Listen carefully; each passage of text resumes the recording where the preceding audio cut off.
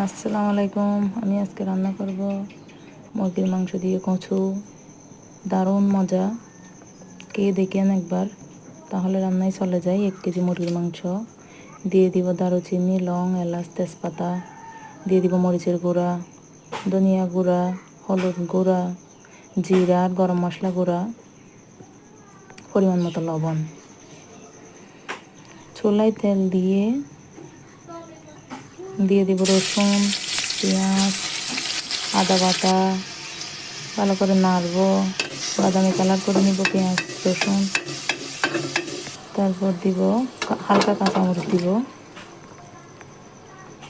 মুরগির মাংসগুলো দিয়ে দিব, নাড়ব ভালো করে। তারপর কষাতে দিব, ভালো করে কষাতে হবে।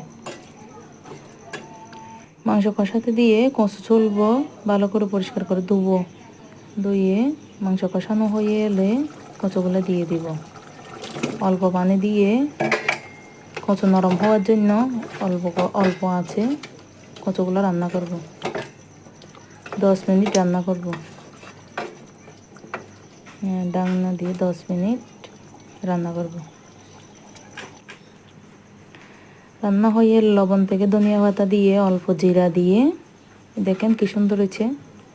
নামিয়ে নিব, পরিবেশন করব গরম গরম। খেয়ে দেখেন, দারুণ মজা। একবার হলেও খেয়ে দেখবেন। আমার ভিডিওটি যদি ভালো লাগে লাইক, কমেন্ট, শেয়ার করে আর সাবস্ক্রাইব করে বন্ধ হয়ে যাবেন। আল্লাহ হাফেজ।